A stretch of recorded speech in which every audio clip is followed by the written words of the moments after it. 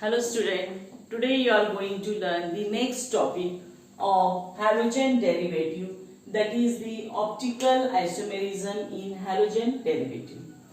This topic having different definitions, and in examination different definitions are asked and some questions are asked, and how to write the answer of that question I will discuss in the next video. So first let us consider the different definitions and try to understand the meaning of that definitions. The first definition is stereoisomers. Last year we discussed about this optical isomerism, stereoisomerism. Different types of isomerism was discussed in 11th standard and a flow sheet was given. Now we are again reminding that part. The stereoisomers. What are stereoisomers? Isomers having same structural formula. Same structural formula having a chiral molecule. We will discuss chiral molecule, the next definition. Have mirror images. This is very important. They have mirror images which are non-superimposable. अगर हमें images को बाहर निकल के एक के ऊपर एक अगर रखते हैं तो ये मेरे दो हाथ जैसे सुपर इम्पोजेबल है क्या? नहीं. ये आप देख सकते हैं, अगर मैंने ये दो हाथ ऐसे रखे हैं, ऐसे या फिर ऐसे, तो ये सुपर इम्पोज हो रहे हैं क्या? नहीं हो रहे. ये अंगूठा एक साइड है और ये अंगूठा एक साइड है, ऐसे ये अंगूठे एक के ऊपर एक नहीं आ रहे, ऐसे है, तो ये non super imposable mirror images कहा जाता है इसे. तो these are the non-superimposable mirror images are called stereoisomers. देखिए क्या क्या पॉइंट्स है इसमें. सेम स्ट्रक्चरल फार्मूला, ये देखिए 2-chlorobutain. 2-chlorobutain दोनों स्ट्रक्चर सेम है. Have same structural formula means same molecular formula. Have a chiral molecule. This molecule is called chiral. जब कोई कार्बन को 4 डिफरेंट एटम्स और ग्रुप अटैच होते हैं तो उसे चिरल मॉलिक्यूल कहा जाता है. Have mirror images. These are the mirror images, just like our mirror image in the mirror. They are non-superimposable. एक के ऊपर एक, ये जिसे हम कहते हैं मैच नहीं होते, are stereoisomers. इसे stereoisomers कहा जाता है. और ये जो प्रॉपर्टी है which is shown by this stereoisomer is called stereoisomerism और optical isomerism. तो आपको ये ध्यान में रखते हैं कि एग्जाम में क्या पूछा है. आपको स्टीरियोआइसोमेरिज्म पूछा है यानी वो प्रॉपर्टी हो जाएगी, या स्टीरियोआइसोमर्स पूछा है यानी वो क्या हो जाएगा? Compound. Means they are the molecules, means they are the isomers, have the same structure. In this manner in examination a complete definition you have to write, because for definition either 1 mark or 0 mark.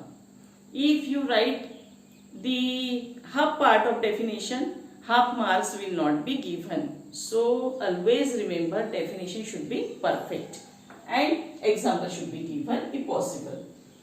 So stereoisomers, this is the definition with 2-chlorobutane example. This is the 2-chlorobutane and this example can be used for many definitions. This is for non-superimposable mirror images. This example can be given for D and L isomers. This example can be given for enantiomers. This example can be given for asymmetric carbon atom or the chiral carbon atom. Okay. The next definition is chiral carbon atom.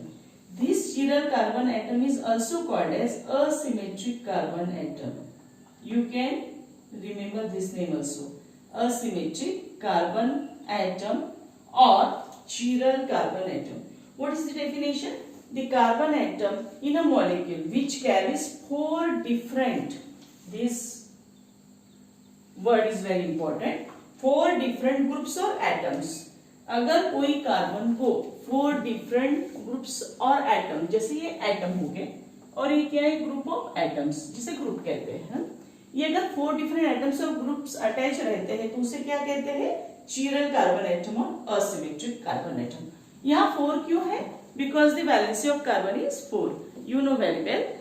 Last year in Nature of Chemical Bond you have studied about this topic. The valency of carbon is 4. 4 electrons are present in the last shell, therefore 4 bonds are formed, therefore valency is 4 and 4 different atoms or groups can be attached. This is the definition of asymmetric carbon atom or the chiral carbon atom. The next definition is handedness और चिरलिटी। अभी हमने क्या देखा, chiral carbon atom, और वो जो property होती है उसे क्या कहते हैं, चिरलिटी और हैंडेडनेस। ये ग्रीक वर्ड से आए हुए वर्ड्स है। जैसे ग्रीक में चेयर का मीनिंग हैंड होता है, तो जैसे हैंड ऐसे नॉन सुपर इम्पोजेबल है, तो वो क्या हो जाता है, उसको कहते हैं हैंडेडनेस और chirality. The relationship between a chiral molecule and its mirror image, यानी ये चिरल मॉलिक्यूल और उसकी मिरर इमेज, इसमें जो रिलेशनशिप है उसे क्या कहते हैं, चिरलिटी। अब आपको ध्यान में आया होगा कि ये तीनों डेफिनेशन कैसे वन बाय वन कनेक्टेड है। तो एग्जाम में हमें क्या पूछा है, ये ध्यान से पढ़ना है कि चिरल पूछा है, चिरलिटी पूछा है, स्टीरियो आइसोमर्स पूछा है या स्टीरियो आइसोमेरिज्म पूछा है, उस हिसाब से थोड़े चेंजेस करने पड़ते हैं। तो ये क्या हो गया, this is the relationship between the chiral molecule and its mirror image is similar to the relationship of left hand right hand and it is called handedness or chirality. Example, you can again give the same example of 2-chlorobutane. Here example 2-chlorobutane is possible. Then the next definition,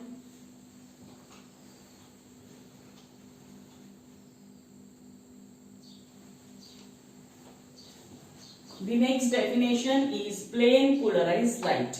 As the name indicate, plane means in one plane, polarization यानी दो poles के बीच में वो polarisation हुआ है light का।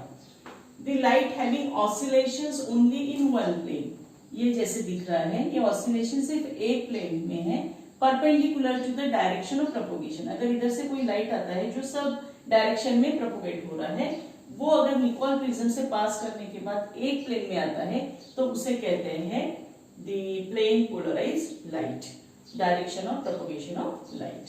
तो इसमें आपको क्या ध्यान में रखना है, the light having oscillation only in one plane. Optical activity किसे कहा जाता है, ये एक प्रॉपर्टी है, the property of a substance by which it rotate PPL. ये जो पीपीएल है, ये पीपीएल है प्लेन पोलराइज्ड लाइट, इसको रोटेट करने की कैपेसिटी जो सब्सटेंस में है उस प्रॉपर्टी को कहते हैं ऑप्टिकल एक्टिविटी। यानी जैसे कि पीपीएल है, ये पीपीएल को हमने अगर कोई सब्सटेंस से पास किया और इसका प्लेन चेंज हो गया, या तो राइट हैंड साइड या फिर लेफ्ट हैंड साइड, तो उस हिसाब से उसे डीएनएल आइसोमर ऐसे कहा जाता है, जो कि हम बाद में पढ़ने वाले हैं। तो ये प्रॉपर्टी क्या कहती है, optical activity. Then optically active compound, यानी ऐसी प्रॉपर्टी, ये जो कंपाउंड है उसे ऑप्टिकली एक्टिव कंपाउंड कहेंगे। The compound which rotate the plane of PPL are called optically active compound. और एग्जांपल कौन से है, ग्लूकोज है, लैक्टिक एसिड है, 2-chlorobutane है, जो कि हमने पहले ही देखा है। In this manner the different definitions are discussed and there are more such definitions which will be discussed in the next video.